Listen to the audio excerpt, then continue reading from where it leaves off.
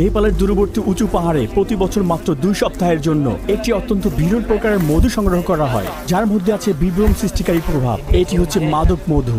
এই অসাধারণ মধু, যা হিমালয়ের পৃথিবীর সবচেয়ে বড় মৌমাছিরা উৎপাদন করে, এতে খুব শক্তিশালী গ্রানোটক্সিন থাকে। এই বিষাক্ত পদার্থ আপনার ইন্দ্রিয়কে অকল্পনীয়ভাবে বিকৃত করতে সক্ষম, যেমন অদৃশ্য কোনো কণ্ঠস্বর শোনা বা চারপাশের পৃথিবীকে গলে যেতে দেখা। পুরো রুম মনে হয় ঘুরতেছে, মনে হচ্ছে আমি আকাশে উঠতেছি। সে মাথা থেকে পা পর্যন্ত মাতাল হয়েছিল। সে 3 দিন ধরে ঘুমিয়েছিল। বিরল পাগল মধুর চাকগুলোতে পৌঁছানোর জন্য শিকারীরা শত শত মিটারের অনিরাপদ পাহাড়ে ওঠে, শুধুমাত্র একটি দড়ির সিঁড়ির উপর নির্ভর করে। তারা একদম খালি হাত পা ব্যবহার করে, যার ফলে সহ্য করতে হয় মৌমাছির অসংখ্য বেদনাদায়ক হুইলের কামড়। ইতিহাস জুড়ে স্থানীয়রা এই মধু শুধুমাত্র বিভিন্ন রোগের চিকিৎসা এবং যৌন উদ্দীপক হিসেবে ব্যবহার করে আসছে, কিন্তু এটি আরোগ্য ক্ষমতা এবং বিষাক্ততার মধ্যে সীমারেখাটি খুবই ক্ষীণ। এই মাদক মধু অতিরিক্ত পরিমাণে গ্রহণ করলে হৃদয় স্পন্দন দৃঢ় হয়ে যাওয়া, পক্ষাঘাত, এমনকি প্রাণহানিও ঘটতে পারে। আমরা যে দূরবর্তী গ্রামে যাচ্ছি, সেখানে শুধুমাত্র একটি পরিবারই এই মাদক মধু শিকারের প্রথা চালিয়ে যাচ্ছে। 7500 বছরের পুরনো এই গুহা চিত্রের মতো তাদের প্রাচীন পদ্ধতিগুলো এখনো পরিবর্তন হয়নি, এবং তাদের মধু শিকারের এই উপায় আপনি অন্য কোথাও আর দেখতে পাবেন না। 36 ঘন্টার আকাশ এবং সড়ক যাত্রার পরে অবশেষে তানজি গ্রামে পৌঁছলাম এবং গুরুঙ্গ উপজাতির সাক্ষাৎ পেলাম। তারা তিব্বত থেকে এখানে বসতি করেছে। হ্যালো স্যার, কেমন আছেন? আমি ভালো আছি। আপনার বাবা প্রধান মধু শিকার এখানে? হ্যাঁ। বা তাদের রীতি অনুযায়ী এখানে আগত মানুষকে বিপদ, অসুস্থতা এবং অশুভ আত্মার থেকে রক্ষা করার জন্য একটি তাবিজ পড়তে হয়। তাই মধু শিকারের আগে মহিলা আমাকে জল দিয়ে আশীর্বাদ করলেন এবং আমার গলায় একটি সুতো বেঁধে দিলেন। আমরা এখন মধু শিকারীদের কাছে যাচ্ছি। আমরা সবাই ধান ক্ষেতের পাশ দিয়ে পাহাড় থেকে নিচের দিকে নেমে চলেছি। নমস্কার। এখানে 3 প্রজন্মের মধু শিকারী রয়েছে। বুদ্ধিমান তার বাবা এবং তার দাদা। বছরের পর বছর কঠোর পরিশ্রম তার হাতে দৃশ্যমান। আমার নাম নন্দলাল তামাং। মধু শিকার আমাদের ঐতিহ্য। এটা আমার পূর্বপুরুষদের সময় থেকে হয়ে আসছে। প্রতি বছর তিনি মাদক মধু খুঁজতে উঁচু পাহাড়ে যান। এই কাজ করতে অনেক বেশি সাহসী মানুষ প্রয়োজন। প্রত্যেকেই এখন তাদের নিজ কাজে ব্যস্ত এবং তারা সোনালী ওষুধ শিকারের প্রস্তুতি নিচ্ছে। নন্দ এবং তার বাবা সিদ্ধান্ত নিচ্ছেন প্রথমে কোন পাহাড়ে যাবেন। অন্যদিকে বাকিরা এখন সরঞ্জাম প্রস্তুত করছেন। মই তৈরি করতে তারা সাবধানে একটি কাঠের তক্তাগুলোকে 2টি বাঁশের দড়ির সাথে ফিট করছেন, যা কয়েক মিটার লম্বা। এটি এমন ভাবে ঢোকানো হয়। পাহাড়ের উপরে নন্দ এবং অন্য গ্রামবাসীরা চূড়ান্ত প্রস্তুতি নিচ্ছেন। তারা শক্তভাবে মইটিকে একটি গাছের কাণ্ডের সাথে সুরক্ষিত করছে। মৌচাকের কাছে মইটিকে নিয়ে যাওয়া খুবই গুরুত্বপূর্ণ। এটি দড়ির অগ্রভাগ। নিচে নামার জন্য এটাকে ঠিকভাবে বাঁধতে হবে। ঠিকভাবে না বেঁধে কোনোভাবে নিচে নামা যাবে না। প্রথমে তারা আগুন জ্বালাবে এবং তারপর দড়িগুলো নিচে ফেলা হবে। ওই লাঠি কোথায়? ওইটা দাও। অন্যদিকে বাকিরা সদ্য কাটা পাতা দিয়ে বিশাল একটি পোটলা বানাচ্ছে। তারা মাঝে কিছু কাঠ দিয়েছে এবং দড়ি দিয়ে জড়িয়ে দিচ্ছে। এই বিশাল পোটলা ধূপটি মধু শিকারীদের মৌমাছির বিরুদ্ধে একমাত্র প্রতিরক্ষা। মৌমাছিদের তাড়াতে আগুন অপরিহার্য। ধোঁয়া ছাড়া মৌমাছিরা সরে যাবে না। একবার ধোঁয়া ছাড়িয়ে পড়লে তারা অসাড় হয়ে যায়। প্রথমে মৌমাছিরা আক্রমণাত্মক হয়ে ওঠে, তারপর তাদের চলাফেরা কমে যায়। এরকম কোনো দুর্ঘটনা ঘটেছিল, যেমন আপনাদের গায়ে আগুন ধরে গিয়েছিল? দড়ি ছিঁড়ে গেলে মধু শিকারী আগুনে পুড়ে যেতে পারে। এটা কি জন্য? এটা এক ধরনের ফিতা। এটা কি ঠিকভাবে বাঁধার জন্য?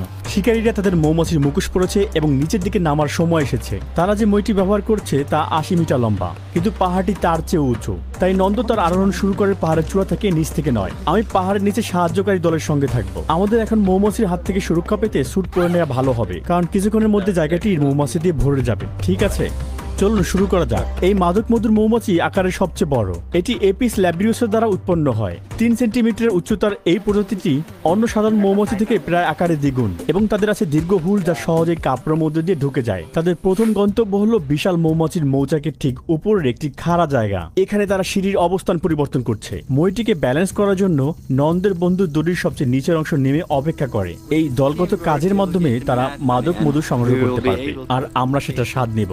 উঁচু জায়গায় জুতা পরে না। কেন এমনটি হয়? এতে আমাদের পা ভালোভাবে বসে। খালি পায়ে আমরা স্থিতিশীলতা নির্ধারণ করি এবং নিয়ন্ত্রণ করি। খাড়াটি শিকারীর জন্য বিপজ্জনক, কারণ এটি পিছলা। শিকারীদের কোনো সুরক্ষা নেই, আর যদি তারা পড়ে যায় তবে মৃত্যু নিশ্চিত। গত বছর 2 জন মারা গিয়েছে। প্রতিবার যখন শিকারে যাই মৌমাছি প্রায় 100 থেকে 150 বার আমাদের গায়ে হুল ফুটায়। যদি অনেক হুল ফোটায় তবে আমরা দড়ি থেকে পড়ে যেতে পারি।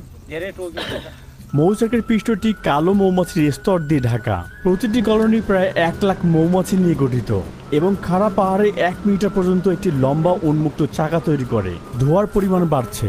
মৌমাছিগুলো বিপদের আভাস পেয়েছে, তাই এখন তারা সবাই একসাথে ঢেউ তৈরি করে শত্রুকে প্রতিহত করার জন্য ভয় দেখাচ্ছে। এই অপটিক্যাল বিভ্রম শিকারীদেরকে বিভ্রান্ত করে। এটা মৌমাছিদেরকে একটি বিশাল একক জীব হিসেবে প্রদর্শন করে। মৌমাছিরা এখন আমার ড্রোনের সাথে লড়াই করছে। তারা এটিকে এখন একটি বড় অনুপ্রবেশকারী হিসেবে দেখছে। এখন আমাদের সবচেয়ে বহুমুখী কাজের সময়। ননদের অনেক কিছু করার আছে। সে 2টি খুঁটি ব্যবহার করছে। একটিকে ঝুড়ির ব্যালেন্স রাখার জন্য ব্যবহার করছে, খুঁটিটিকে স্থির রাখতে সে তার পা ব্যবহার করছে, আর অন্য খুঁটি দিয়ে সে বিশাল মৌচাকটি কাটছে। মৌমাছিগুলো তখন ভন ভন করছে। প্রতিবার সে যখন কয়েক কিলো মধু কেটে বের করছে, মৌমাছিগুলো প্রায় তাকে 100 বার পর্যন্ত হুল ফুটা করতে পারে। তবুও তাকে স্থির থাকতে হবে, তাকে দ্রুত করতে হবে, কিন্তু সতর্ক থাকতে হবে। তার একমাত্র সুরক্ষা হলো দড়ি এবং মই। একটি ভুল পদক্ষেপ বিপদ বয়ে আনতে পারে।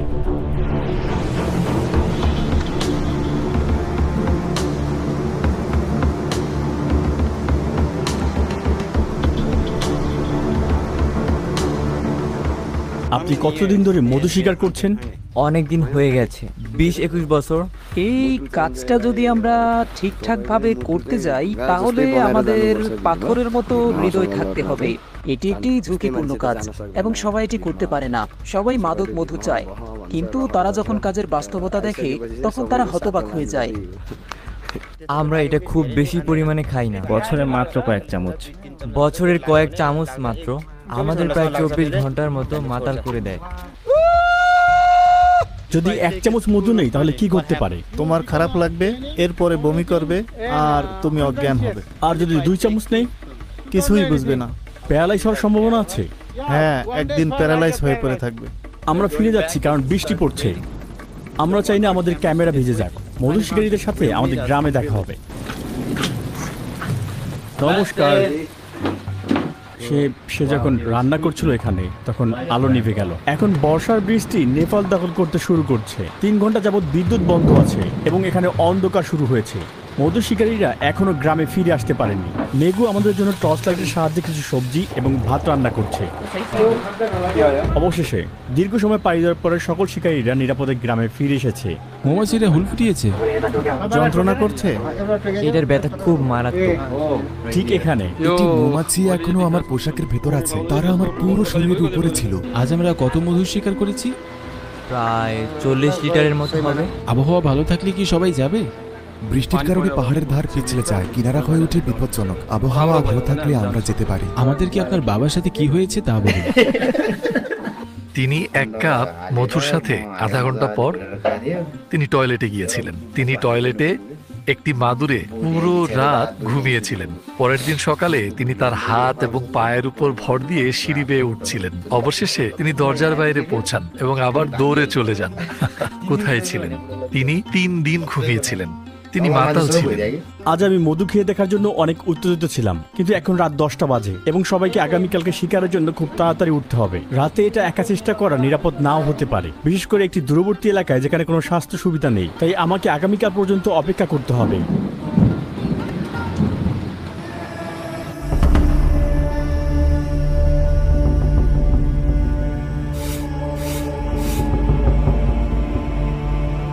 আমরা এখন নাস্তা করব। এখন প্রায় সকাল 7টার মতো বাজে এখানে। নাস্তার পর আমরা মধু শিকারে যাব। এবার আমি অবশ্যই এর স্বাদ নিব। গতকাল ওখানে ছিলাম। অন্য পাশে আজ আমরা ঠিক কোন দিকে মধু শিকারে যাব আপনি জানেন? নিচে নামবো। আর আজকে আমরা উপরে উঠবো নাকি নিচে নামবো? ঠিক আছে, আজ আমাদের সাথে একটি বড় দল আছে। তারা বিশ্বাস করে আজকে আমরা বড় মাদক মধুর সন্ধান পাবো। তবে শুরু করার আগে এখন শিকারীদের মোরগ বলি করার সময়। প্রথমে আমরা প্রার্থনা করি, তারপর কোনো দুর্ঘটনা এড়াতে এটিকে কাটি। তারা মই বানানোর জন্য এই কাঠের টুকরোগুলো এখন কাটছে। মইটি এতটাই ভারী যে 2জন মানুষ মিলে এটি কষ্ট করে বহন করতে হচ্ছে। যখন তারা মোরগটি প্রস্তুত করছে তখন আমরা পাহাড়ের দিকে যাচ্ছি, যেখানে মধু সংগ্রহ করা হবে। পিচ্ছিল হওয়ার কারণে আজকের পথটি আরো বিপজ্জনক। ভূমিধসের কারণে সেতুটি ভেঙে গিয়েছে, কিন্তু যেভাবেই হোক আমাদের অন্য প্রান্তে পৌঁছতে হবে, কারণ সেখান থেকেই তারা মধু সংগ্রহ করবে। ঠিক আছে, ঠিক আছে, সব ঠিক আছে। আমাদের সবাইকে একসাথে একইভাবে চলতে হবে, কারণ আমরা সেতুটি কাঁপাচ্ছি। এটা খুবই বিপজ্জনক। আপনি ঠিক আছেন? হ্যাঁ, আমি ঠিক আছি। আর তুমি? আমিও ঠিক আছি। হ্যাঁ। আমি নিচে নামছি। লাফাও। হ্যাঁ, আমি পেরেছি। মাদক মধুর চেয়েও বিপজ্জনক কিছু থাকলে অবশ্যই সেটি হবে মধু সংগ্রহের সেই পদ্ধতি। যদি ওই পাহাড়ের চূড়া থেকে কেউ পড়ে যায় তাহলে তার আর বেঁচে থাকার কোনো সম্ভাবনা নেই। এটি কমপক্ষে 100 মিটার গভীর। আমি এটি খুলে ফেলেছিলাম, কিন্তু সে আমাকে বলল আবারও পড়তে। সম্ভবত 1 ঘন্টার মধ্যে আমাদের চারপাশে অনেক মৌমাছি উড়ে বেড়াবে। এমনকি অপেক্ষা করার সময় কিছু মৌমাছি আমাদের উপরে ইতিমধ্যে মলত্যাগ শুরু করেছে। তার আঙ্গুলের উপর এগুলো হচ্ছে মৌমাছির মল। এটি হলো মধুর টয়লেট। তাহলে এগুলোই মৌমাছির মল। নন্দ এবং অন্যান্য শিকারীরা আবারও কাজ শুরু করেছে। মই এবং জ্বলন্ত বান্ডলটি নামানো হয়েছে এবং মধু সংগ্রহ শুরু হয়েছে।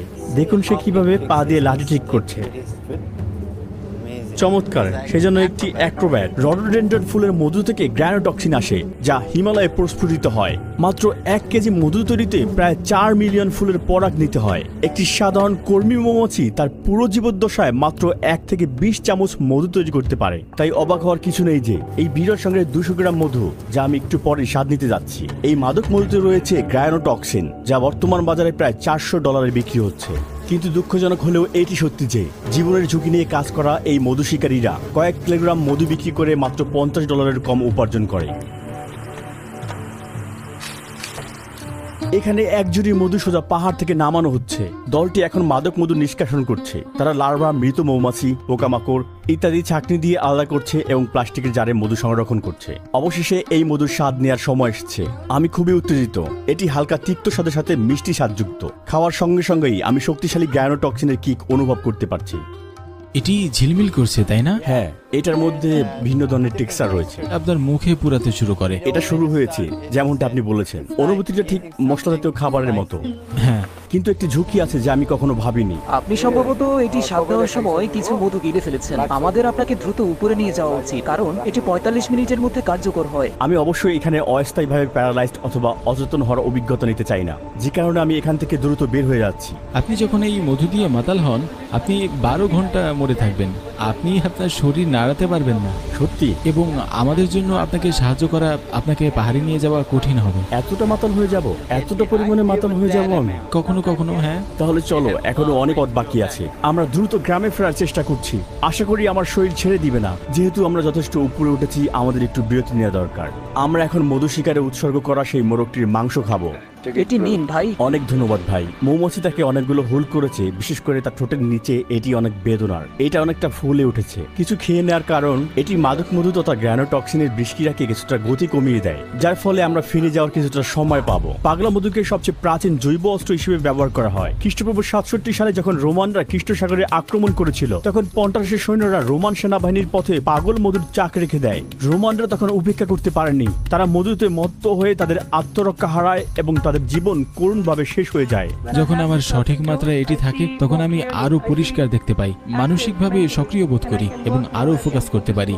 আমি এটি ধ্যানমূলক উদ্দেশ্যে ব্যবহার করি। সঠিক ডোজ কি? এটি মধুর উপর নির্ভর করে। এটি খুবই শক্তিশালী। আমার জন্য 1 টেবিল চামচ ঠিক আছে। আপনি যদি বেশি খান, তবে আপনার জন্য এটা খুব খারাপ হবে। অবশেষে আমি কোনো সমস্যা ছাড়াই গ্রামের প্রবেশ পথে পৌঁছেছি এবং এখানেই আমি আমার মাদক মধুর সর্বশেষ ডোজটি গ্রহণ করলাম। এবার আমি দ্বিধাবোধ করলাম না। মাদক মধুর একটি বিশাল অংশই আমি এবার খেয়ে নিলাম। আমি অনেক খেয়েছি, তাই না?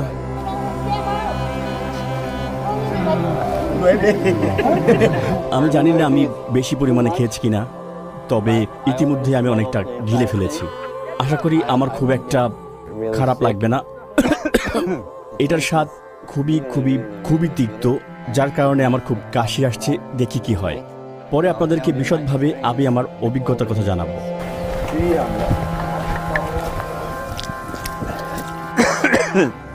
প্রথমে আপনার শরীর গরম হতে শুরু করবে এবং ঝিলমিল অনুভব করবেন। তোমার কি মনে হয় আমি খুব বেশি মধু খেয়ে ফেলেছি? এটা যথেষ্ট পরিমাণ। আমাদের বন্ধু একই মধুর ছোট চামচ পরিমাণ খেয়েছে এবং সে বমি করেছে। আমি জানি না ঠিক আমার কেমন অনুভব হবে। প্রত্যেকে ভিন্নভাবে অনুভব করে। তাই চলুন একটু সময় দিয়ে দেখা যাক কি ঘটে।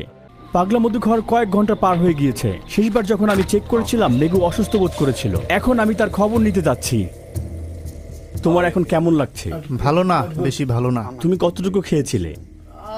একটুখানি, অল্প। আমি তার চেয়েও বেশি খেয়েছিলাম। তোমার ঘুম আসছে? তাহলে আমরা এখন আসি। ঠান্ডা? ঠান্ডা, অনেক ঠান্ডা।